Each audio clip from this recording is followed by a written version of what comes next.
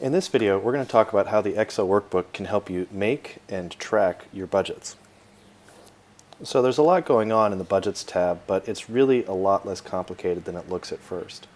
So we have a series of budget line items like alumni events or brotherhood events that then get categorized into their larger budget like alumni or brotherhood.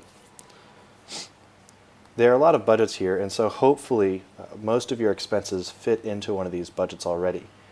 In the event that you see a budget that you don't use, you can just zero it out, both in the fall indicated by the yellow and the spring indicated by the green, and it'll just pretty much go away. Now if you do have expenses that don't fit into one of these budgets, we'll talk about how to add budgets in a later video, the last video, because it involves editing some of the other sheets to make sure that the workbook as a whole continues to work together. So let's talk about how you might set a budget, let's say for alumni events in a semester. You're just going to go into here to the budgeted column, this is for the fall, and say how much you want to spend on that. And then again for the spring, let's say we want to spend slightly less in the spring or more.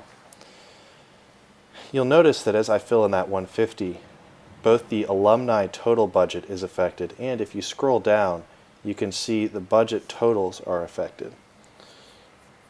One other little line item I'd like to point out here is the 10% overage and collection loss. This is kind of a cushion just to account for making sure that you're not going to have perfect collections across all of the brothers for dues, and there's also a pretty decent chance that your officers might go over their budget by a few percentage points, and you don't want to be stuck in a crunch because of that.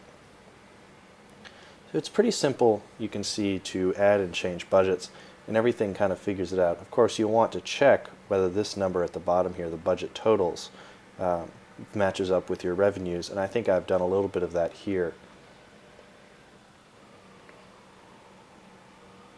Anyway, that's it for budgets. The only thing that you don't want to edit on this page is the spent column. You'll see in the next video how our fall and spring payables actually flow straight into this sheet, so we don't have to worry about editing that ourselves.